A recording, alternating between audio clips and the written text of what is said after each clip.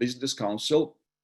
And this is our another online seminar meeting that is planned in these times of pandemic to keep our member companies and colleagues and friends informed about developments in Georgia and around Georgia. We have several objectives today to let our friends and colleagues know about details of activities of European Bank of Reconstruction and Development in Georgia and the vast experience that this institution accumulated while working in Georgia. We have also objective to discuss what could be potential areas of involvement of the bank and in general private sector development after COVID-19. And while we are doing this, while we're discussing these issues, we also plan to address a couple of interesting issues that are related to both policy as well as practical implementation of policy, which is how can we translate all the successes that Georgia had in terms of deregulation, in terms of efficiency of some of the governance activities, high rankings in different international rankings, high positions in different international rankings, into some practical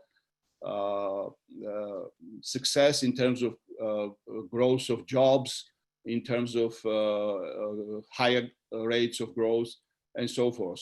I know it's not an easy subject. One of the major challenges that Georgia faces for many years now is unemployment, and the fact that lack of employment frequently is causing a lot of social and other kind of problems, and starting from migration, ending with the low incomes and so forth. So I think we have very interesting subject to discuss today, and we have very, very interesting group of speakers from European Bank of Reconstruction, Development and Reconstruction. And I was just joking earlier that our experts have combined experience of almost 100 years working at EBRD. So I'll start with a very brief introduction, and then we'll move to presentation and discussion. So our meeting will be opened by Katarina Björn Hansen, Director of Regional Office of EBRD in Georgia. And she joined EBRD in 2006 and started working in our part of the world in 2016. And she's the head of the office now in Georgia. And obviously, she will open the discussion with her presentation. Then we'll move to Mr. Dimitar Bogov, who is the EBRD regional lead economist for Eastern Europe and Caucasus. Also very deep experience in working in EBRD different projects, and also in policy field in different parts of Europe. So very excellent that we have him today with us. David Managadze, Associate Director, Senior Banker for Energy Eurasia Sustainable Infrastructure Group. David has also very long involvement with the EBRD in the energy sector. And as we know, energy is one of the priority sectors of development in Georgia, particularly hydro energy. Ms. Natalie Murvanidze, she's Associate Director and Senior Banker for Manufacturing and Services. In these times of pandemic, a lot of people talk about a need for manufacturing development as a basis for employment, and I'm very interested to learn what are the developments in Georgia in this field, and what shall we expect. Mr. Georgi Akhalgatsi, Associate Director and Senior Banker. He's also already with the bank since 2009, and he worked in the different fields, but one of his priority areas are property and tourism, agribusiness, and natural resources. So again, under the circumstances, these industries and areas of activities are very interesting for us. Ms. Elena Gordeva, she's Associate Director and Senior Banker for Infrastructure Eurasia and Sustainable Infrastructure Group. And Elena has also over 20 years of experience with the infrastructure sector and is currently regional manager for infrastructure in Caucasus, Belarus, and Moldova. So, as you can see, very impressive lineup of speakers. Without further delay, I will now share presentation with all of you on the screen, and I'll ask Katarina to start her presentation. Thank you very much. Can you hear me well? Yes, very good. I can hear you. Okay, excellent. My name is Katarina Hansen. I'm the regional director for EBRD here in Caucasus. It's a pleasure to be here with you today, albeit virtually. I hope at some point in the future we can do this in person. I'll just briefly describe what EBRD does, and then my colleagues will go deeper into the different sectors that we cover. For those of you who meet EBRD for the first time, we were founded in 1991 to support countries transiting from planned economy to market economy in Eastern Europe. Georgia was one of the original members, as was the US, and the US today is our single largest shareholder. So the US, despite the name European Bank, US is very much key at what EBRD does. May I please ask you to give me the next slide? Sure. And by the way, I would like to request our guests to turn your mics off, on mute, and videos as well probably would be easier. Probably. Sorry, Katarina. Right. EBRD focuses mainly on the private sector in our work. We work as a bank, not to be confused with donor funds, because of that we have very, very little. Actually, 90% of what we do, volume-wise, is with private sector clients. The remaining 10% is sovereign lending, but these are very project-specific allocations for infrastructure or energy or things that will promote and enable the private sector to develop. We do not do any budget support loans like the World Bank does, for example. We work with loans, we do equity, we can do leasing facilities and trade finance. And we have a very wide range of investment from 1 million euros approximately, or $1 million is also okay, up to 500 million.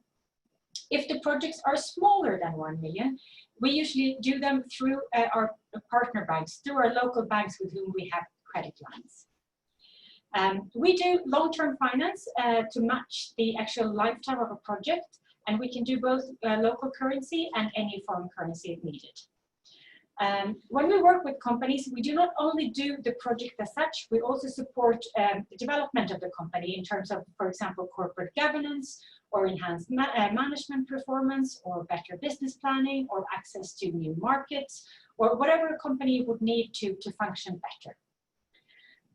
Should things go wrong, we have preferred creditor status, which is a good fallback position. And one thing that is very popular is advisory services, where we provide customized advice to small and medium-sized companies. It's funded by the EU, but we manage the program. I'll speak more about it in a second. We also have a network of regional offices. The office here in Tbilisi has 25 people, and most of the work that we do in Georgia is done out of this office. Our headquarters is in London, but we work mainly on the Georgian projects out of Georgia. Next slide, please.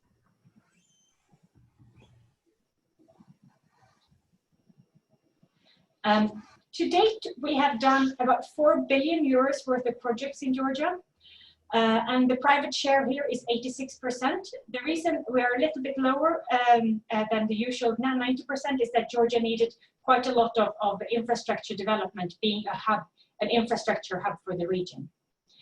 Sectoral breakdown is sustainable infrastructure is basically half of what we do. This includes both municipal infrastructure, it includes transport infrastructure, and it includes energy in all forms.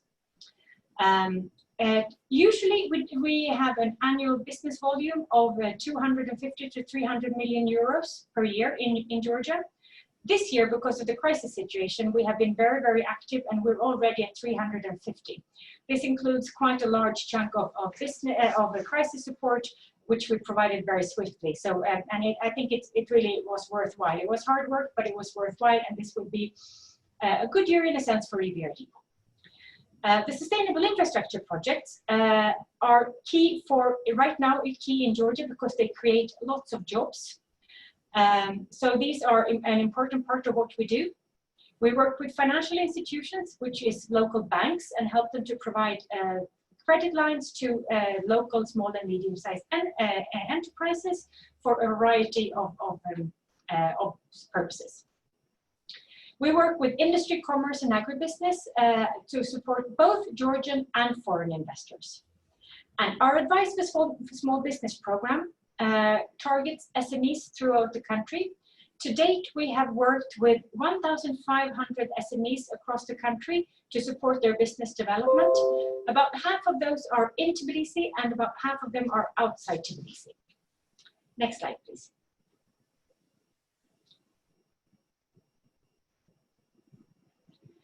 Georgia has quite a lot to offer for investors, both domestic and international. It has a very strategic location on the transport route, both south-north and east-west. Georgia is a member of a number of associations and customs unions and has access to the EU market and the customs union markets.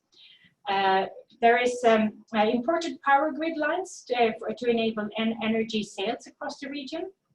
And Georgia can facilitate a number of sectors such as agribusiness, renewable energy, mining, infrastructure, and anything to do with hospitality and tourism. Georgia has a very favorable business climate, and it tops quite and it ranks high on the ease of doing business, 7 right now, with low taxation and a very convenient business environment for registering and operating companies. Next slide, please. Now, I would like to hand over to Dimitar to explain how the COVID situation has impacted Georgia, especially considering that Georgia is very heavily dependent on tourism. Dimitar, over to you. Thank you, Katarina. Well, COVID-19 pandemic was a huge disruption for global economy and not surprisingly also for Georgia. Georgia is a small and open economy with a significant portion of export and import and highly dependent on tourism. So in this crisis, small open economies are quite vulnerable to be hit. In general, COVID-19 pandemic influenced economies through 2 channels, and one is the containment measures. So all countries that introduced them had some negative implication, and Georgia was one of them. So this affects domestic demand and reduced demand for some of the goods and most of the services, certainly influence also supply of those goods and services. The other channel is external shock, which has several sub-channels. One is commodity prices. Although Georgia has some import of metals, we cannot say that Georgia is huge commodity exporter, and therefore this sub-channel is not so strong in Georgian case. However, the next 3 sub-channels, trade and global value chains, tourism and remittances, have significant negative impact on Georgian economy. We know that Georgia, what is the importance of tourism for Georgian economy, also remittances, and trade has extremely high share in Georgia GDP, which means that disruption of global trade flows have significant negative impact. So these developments would have negative effect on domestic consumption, also have a potential to affect increase of firm closures, labor market disruptions and increase of unemployment, and also at the end to end up with increased non-performing loans in the banking sector. That's why it's very important to have very strong and good policy response on this crisis. And we can say that Georgian government has quite robust crisis response package in place. It's consisted of monetary and fiscal measures are quite potent in this case. they're equal to around 7% of GDP, and certainly they are directed to protect the productive capacities of the companies and consumer power of the population. This is important in order, when the pandemic is over and when economy starts growing again, and Georgia to be able to continue where it stopped before the crisis, so not to have some long-lasting consequences. So if we go on the next slide, we can see that actually Georgian economy is quite significantly affected by this crisis. We expect this year to have a decline of 5.5%, which is significant, and we can see compared with previous years, even in 2015-16, when the region was facing the economic crisis, Georgia was still positive, but this is really exceptional crisis. Our forecasts are from May this year, and then we expected a V-shaped recovery, which means that after a significant decline this year, we expected equally strong rebound next year. However, in September, we are going to revise these figures and our views. Judging by the latest developments with the pandemic on global level, we can now say that there is possibility to revise these figures and to move from this V-shaped expected recovery to U-shaped recovery. If previously we expected in the fourth quarter of this year Georgian economy to return to the positive growth, and not only Georgian economy, but when I speak about this U-shaped, this is the case for most of the world. Now we expect that this recovery would be more gradual, and next year, somewhere next year, growth could pick up on the positive side. However, I think even if we revise these figures, we would keep positive growth for next year, but it might be more moderate. Every crisis is also an opportunity, and we should look at opportunities that this crisis offers. There are debates in the world now about the global supply chains and how they could be reshaped after this crisis. There are talks about nearshoring, so reducing the over-dependence on a single country as a major source of in the global supply chains. And this could be an opportunity for many countries, including Georgia. If we look at the comparative advantages that Katarina just mentioned a while ago, we can see that Georgia is quite well placed to benefit from this expected potential changes in the global environment, and these offer opportunities. So I will stop here and hand over to my colleague.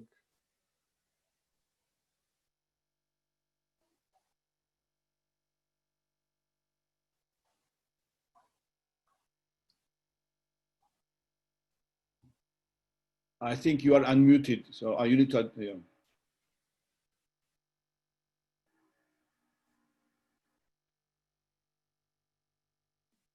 Yes, sorry. My name is David Managadze. I'm representing the Energy Eurasia team of Sustainable Infrastructure Group. Our team is active in renewable energy sector and in other sectors of economy. Our current portfolio is 250 million euro, 25% of total EBRD portfolio in Georgia, and out of this 250 million euro, 70% or close to 180 million euros are investments in renewable energy projects. In total, we invested in 430 megawatt of greenfield capacity, and with total project value of above 670 million euros. On the following slides, I will make a brief presentation about the project, provide you with brief information about the type of projects that we financed that will give you a better idea about the investments that EBRD is supporting. Beyond investments, we are also very active in policy dialogue area, and currently we are supporting authorities with establishment of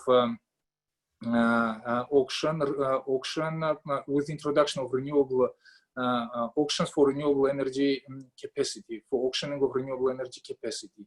And we expect that as soon as in early at the end of September or beginning of October, the first auction for 50 megawatt solar project will be announced by the government. So now to the projects that we financed in the past. Paravani project is a very interesting project by the fact that it is the first greenfield IPP financed by EBRD, first greenfield hydro IPP financed by the bank, not only in Georgia, but also in all countries of operation. Total installed capacity of the power plant is 90 megawatt. And the sponsor is the big Turkish and very reputable Turkish conglomerate Anadolu Group.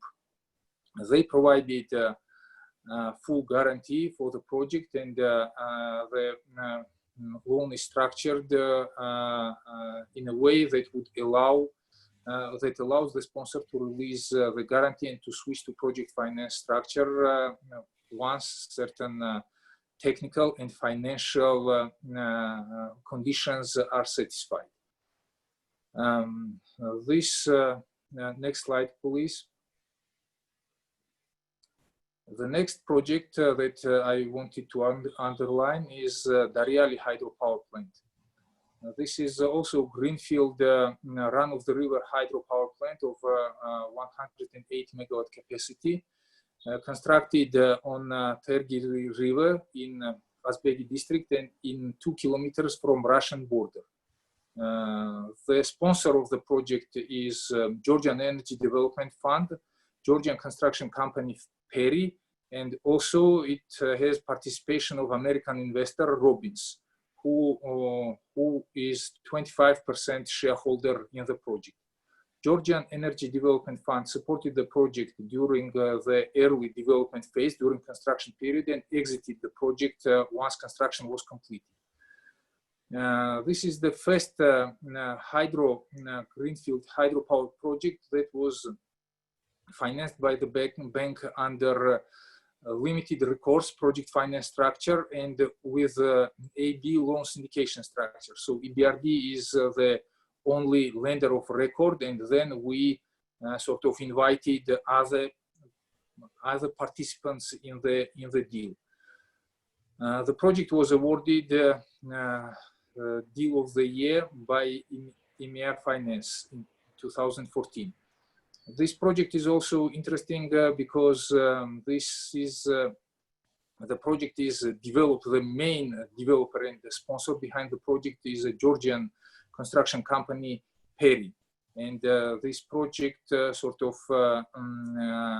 was a stereotype that local Georgian investors do not have enough neither experience nor money to develop such a complex and large project. And this project just defies this stereotype, and it shows that Georgian investors have both experience and funds to support development of the projects of more than 100 megawatt capacity. Next slide, please. In this project now, Akhmeta hydropower plant, it is a small hydropower plant, 10 megawatt, 9.5 megawatt hydropower plant. It is completely different scale of project, and just I want to give you an example how we are supporting financing of smaller projects where the sponsors, where the project is not large enough for big, let's say, development institutions and IFIs like EBRD, IFC, ADB, or others to finance directly, because this financing has a lot of costs of technical due diligence, legal due diligence, environmental and social due diligence. And therefore, projects of, let's say, smaller size are being financed under so-called risk-sharing facilities that EBRD has with local banks. And this specific project was financed with participation of Bank of Georgia. Sorry. So the bank, we financed this project alongside Bank of Georgia. The project is constructed on the irrigation channel in Kakheti region.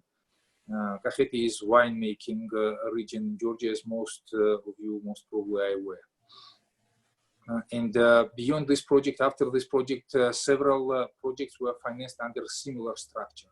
And this is how we, EBRD, are trying to reach to a smaller projects when, let's say, the total financing is not is in the range of $10–15 million. And just for your information, the sponsor developed several other projects, 4 projects in total, both of the similar size. Some of them financed by us.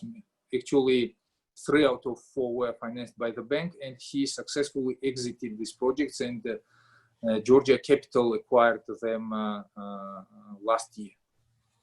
So these investments proved to be very liquid as well. Next slide, please. And this slide provides information about the Gori wind power plant. This is the first wind power plant, commercial wind power plant in the South Caucasus. The project was developed by 2 state-owned companies, Georgian Energy Development Fund and Georgian Oil and Gas Corporation. And after the project was constructed, it was constructed in a record period in 8 months. It was commissioned after in 8 months after start of construction. And last year, after 2 years of commercial operation, government successfully privatized it, and Georgia Capital acquired this, is the owner of this project now.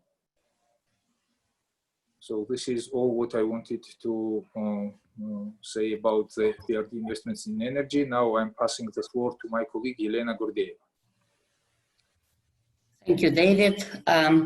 Let me start by giving a little bit more background about sustainable infrastructure team as a whole, which consists of 3 teams or sub-teams, being energy, which David just represented, infrastructure, which covers transport and municipal environmental infrastructure, and sustainable infrastructure policy and project preparation team, which works with the governments or with the clients, supporting to structure the project, to make the projects bankable, as well as providing support for technical cooperation and procurement. Within the transport and municipal team, which is infrastructure team, we finance all sorts of subsectors, be it roads, which could be fleet, financing motorways, local, regional roads. It could be railways, financing tracks, signaling, stations, rolling stock, maritime, ports, inland waterways, shipyards, fleet, aviation. It could be airports, air navigation, airlines, and intermodal, which is logistics and intermodal platforms, including fleet and trucks. Also in municipal sector, we look at solid waste, supporting clients in integrated solid waste management solutions, closing dump sites, supporting with financing construction of new sanitary landfills in compliance with EU directives. Also provide support for waste separation and recycling facilities, purchase of vehicles, equipment, and various sort of other collection, waste collection and transportation.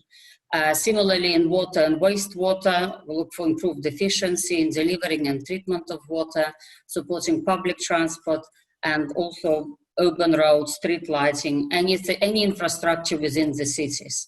You can move between slides up to the next sort of 3 slides. I just give an overview of what the EBRD financed over the last 10 years or so. And this is a summary of our current portfolio, active portfolio, which consists of 18 projects with committed funding of up to 275 million. Portfolio is currently largely dominated by sovereign borrowing and primarily in the municipal infrastructure.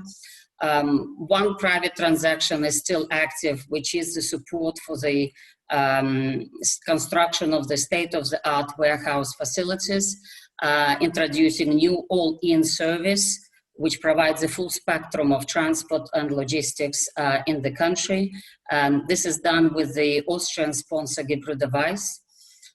Also in the past, completed projects in the transport sector include financing of port terminals, Tbilisi Airport, Georgian Railways. And as Katarina mentioned earlier on, small private transportation or logistics company or any other sort of infrastructure, small clients can also benefit from funding which the banks provides via local banks. At the moment, as we look at pipeline, the pipeline primarily focuses on public transport, on energy efficiency programs, solid waste, and metro. And this all, by large, forms part of, next slide please, of banks' policy dialogue, which focuses on green investments and associated policies. At the moment, we have two cities, Tbilisi and Batumi, that are participating in the Green Cities program, which provides strategic and multi-project approach targeting environmental issues in participating cities. And the primary goal is to achieve significant environmental improvements and promote the green investments within the relevant city. And also, policy supports the governance issues, operational efficiency, financial sustainability of the investments and the clients. So, and within this program, green action plans are being developed, which identifies various measures for the cities to mitigate and adopt the risks derived from climate change, whilst maximizing the economic and social benefits. The bank is also working with authorities and supporting the government on the regulatory side. So we've worked with the government on the preparation of concession law and the postal law that's currently being under review and adoption. Can we move to the next slide, please? And we also work basically with the city authorities on the public transport and on the improvements on the bus network and allowing the modal shift from private cars to public transport. With respect to challenges, as you have seen, the pipeline is largely still sovereign pipeline, and the same with the portfolio. So there is no direct municipal lending, and there are very small and non-existent municipal companies who cannot borrow in their own right. So private opportunities in infrastructure are still limited. In municipal sector in particular, they are larger because there are foreign sponsors in the country who have invested and working in the transportation, like in ports, various port terminals, logistics centers. The Tbilisi airport is also concessioned, but still we welcome any foreign investors who are interested to come to the country to invest, and we are open to work with them to provide debt or even consider equity and support through bankable projects. Next slide, please. And again, we are based in Tbilisi. We have direct contact with our clients, with the government. So EBRD builds on its focused approach on our speedy delivery, and obviously we are available to the clients or to the government in case of any issues, in case of any support required or any ideas that needs to be pursued. Next slide, please, and may I ask George and Natalie. Hello, and thank you for your interest in this session. Natalie and myself cover a quite broad range of industries, which includes manufacturing and services, agribusiness, property and tourism, ICT, and natural resources. Each sector then also includes quite a wide range of subsectors. As an example, manufacturing and services can be anything from metallurgical plants to chemical plants to retail of white goods. Agribusiness is a sector that covers everything from primary production of agricultural crops to the processing, packaging, and the eventual retail through the supermarket chains. The property and tourism, in property and tourism, we mostly do hotels, office buildings, and shopping centers.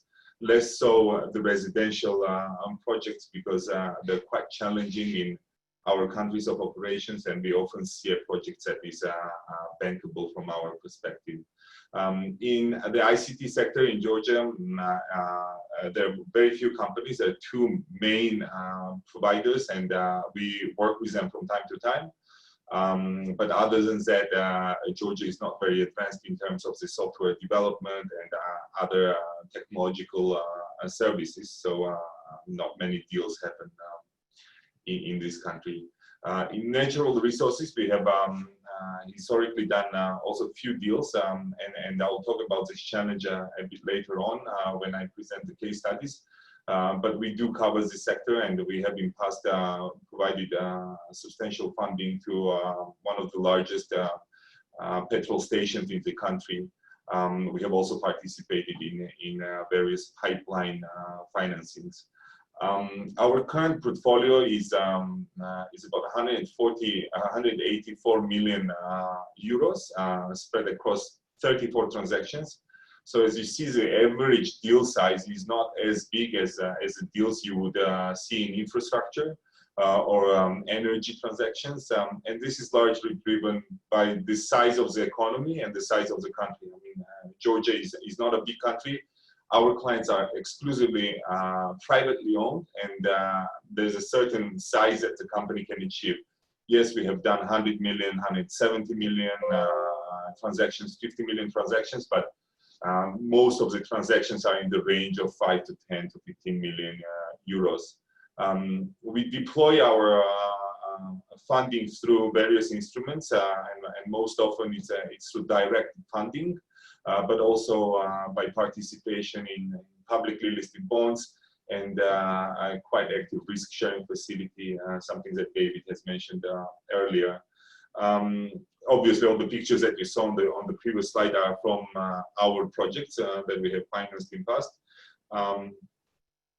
Yes, we can move to the next slide.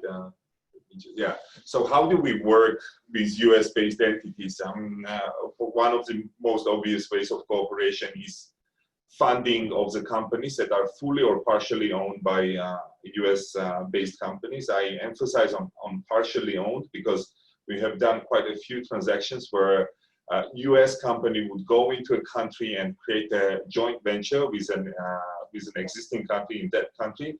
And EBRD it's an important value in those transactions because we provide comfort to US companies to do the due diligence on the local party, to give them comfort with the local officials, and provide some kind of a shield with the government and other stakeholders. So, I mean, I have listed some names here. These are obviously very big names, such as General Motors, Cargill, Ford, Guardian Industries, or Nalco. Some of these were direct subsidiaries of these companies in our countries of operation, but the others were joint ventures. When it comes to Georgia, we mostly interact with US-based companies with the following two bullet points, basically.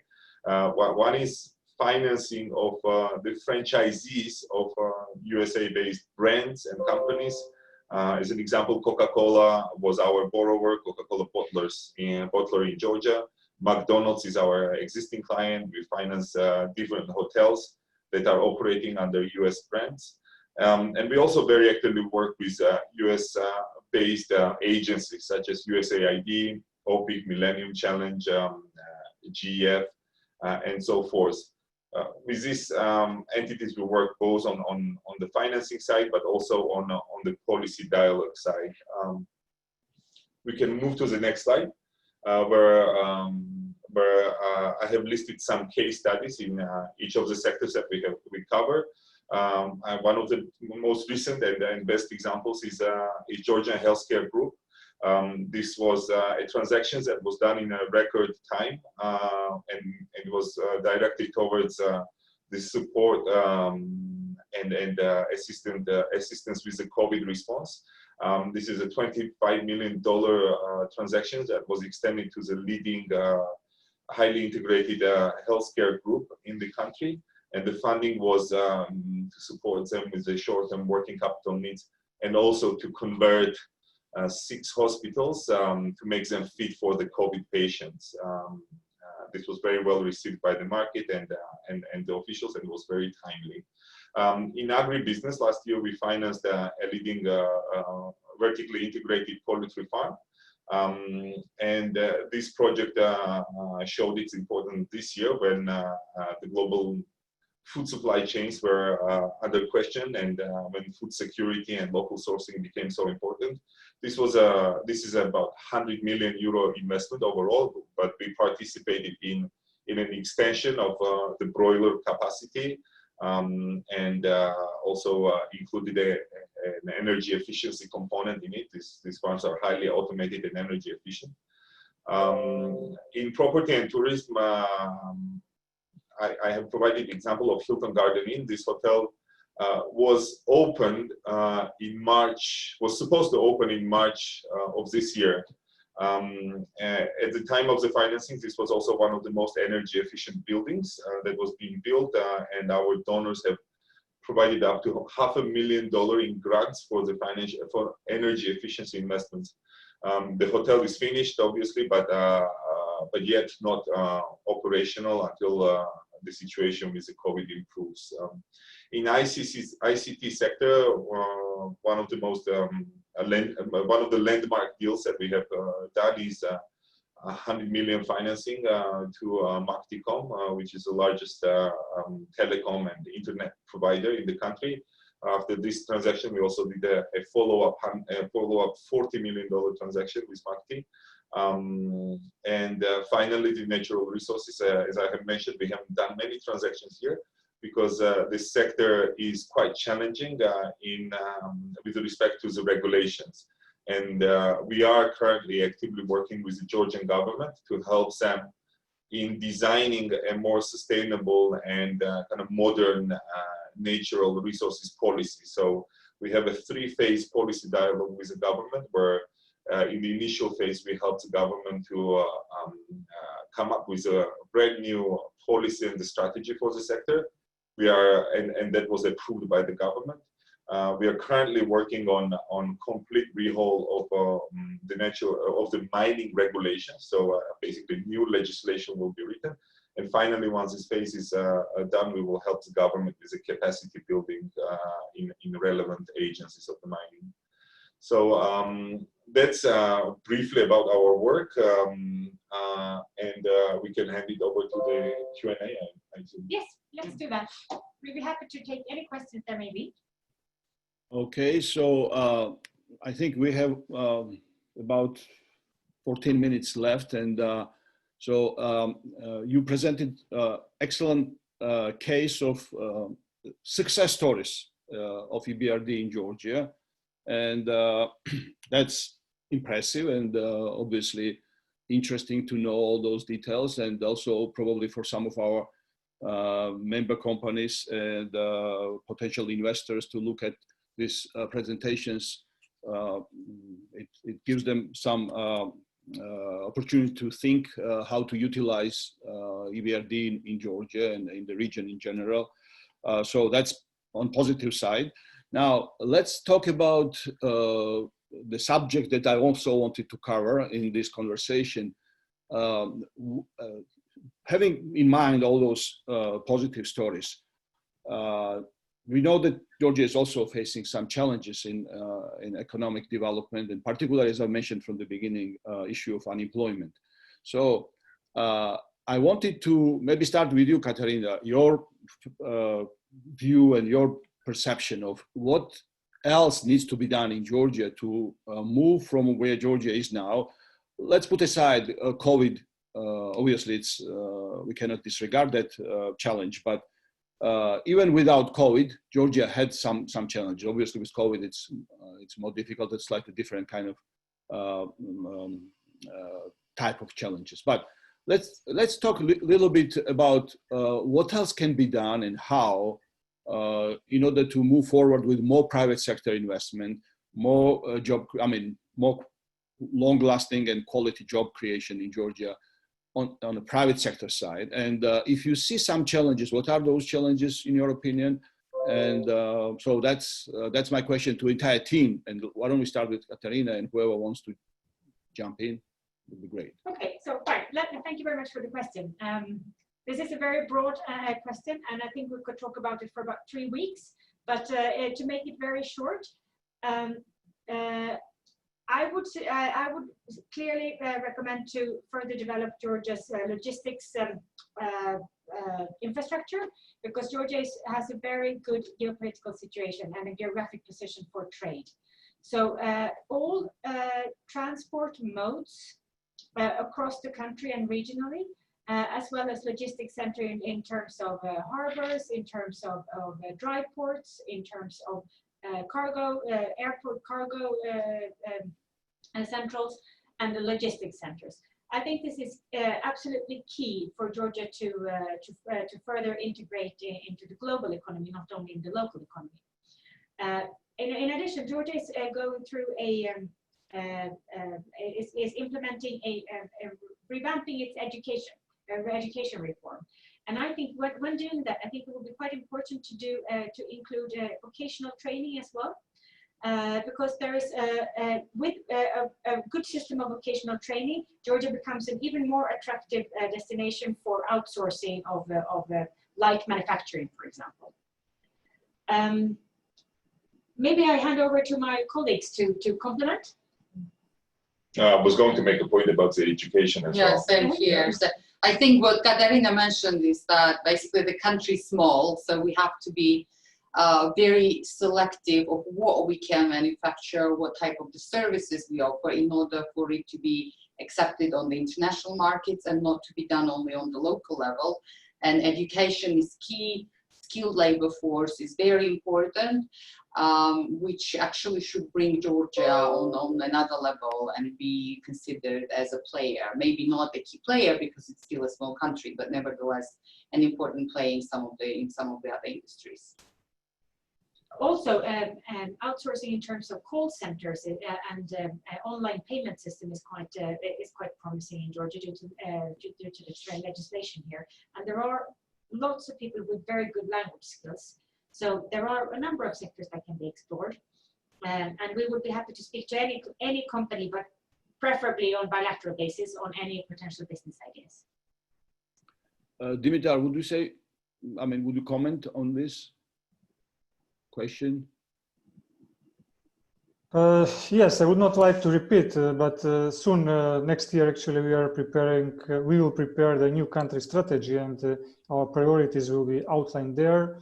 But we are closely looking on several sectors at the moment, and education is certainly one of them. We can say that Georgia has already done the large-scale reforms, so now it's a matter about fine-tuning and finding some niches where some improvements could and should be done. And education is certainly such area, especially preparing for the new era of digital economy. So changing the structure of education by producing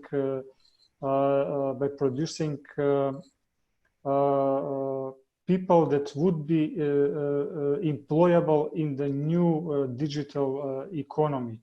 Also, some aspects of the judiciary system where there is some need for improvements should be also quite high on the agenda. Thank you. Anybody else from the team wants to comment on this? Okay, so I wanted to ask David, maybe, you mentioned a couple of projects, Paravani and Dariali projects, but we know that for years we are talking about huge potential of Georgia and hydro energy. And are there any new projects in that scale that is planned for Georgia at this point? And also, we hear frequently about some of the environmental concerns in different parts of Georgia and mountainous regions. I know that you have very high standards for environmental assessment before you go into investments in different projects. Just a question and maybe idea, I don't know, maybe that could be considered if it's not done yet, but are there any kind of mapping of Georgia's hydro potential done, where those areas of high potential for hydro energy with lower risks for environment are identified? So if you comment on that. Yes, thanks a lot. Actually, there are many questions and I will try to respond to all of them. First of all, you are right. There is huge potential for development of hydros in Georgia. On top of it, there is large potential for other renewable technologies like wind and solar, but for whatever reason, and not for whatever reason, but commercially, let's put it that way, commercially, hydro is more attractive for both investors and the government because of the lower tariff required to repay the loans and to get equity IRRs for investors. In terms of the large projects, for example, the Paravani project that, if not mistaken, was signed in 2011, it took 4 years and the project was to construct it. So what I want to say is that hydro projects are very complex, and the projects like Paravani and Dariali, you wouldn't be able to develop in 12 or even 24 months. They require long construction periods, and it is usually more than 4 years. So 4 or 5 years is not unusual for hydro constructions of projects of that size. Smaller projects can be constructed quicker, and a good example is Akhmeta, that was constructed in 8 months because it was constructed on irrigation channel. Wind projects require shorter construction period, but as I mentioned, technology is not at this stage cheap enough to attract large investors. Although there are several projects in the making that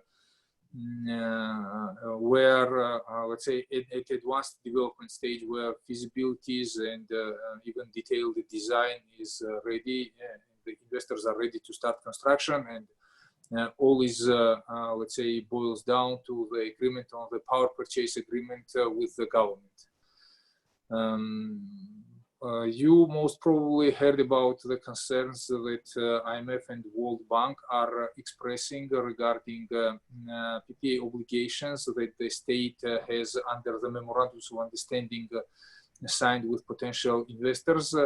However, if we look at the actual, let's say, progress and developments under these memorandums, the risk in my humble opinion, seems to be quite remote. Although it is taken very seriously and it,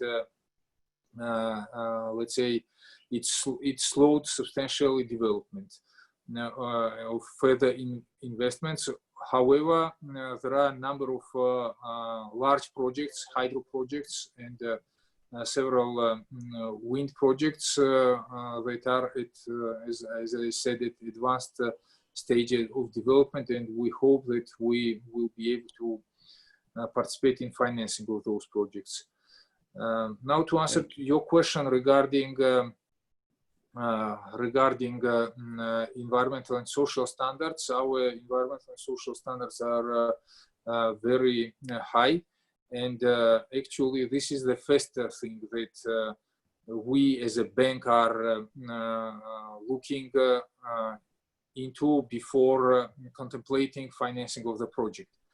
And if we cannot reach agreement with the investors on the way the environmental and social matters will be addressed during construction and during operation, then we are just not able to advance with to proceed with financing of these projects. Therefore, all projects that we finance, all projects that we finance are satisfying EBRD environmental and social policy and international best practices. However, this does not prevent certain non-hydro campaign, anti-hydro campaign groups to submit complaints to EBRD through independent complaint mechanism on alleged non-compliance with environmental and social policies. And you can find information about these complaints on the EBRD webpage. All this information is public. The bank first makes eligibility assessment, after hires independent consultant for eligibility assessment, and if complaint is found to be eligible, then the assessment itself is being conducted. Compliance review is being performed, and in some cases we are found to be non-compliant on certain matters.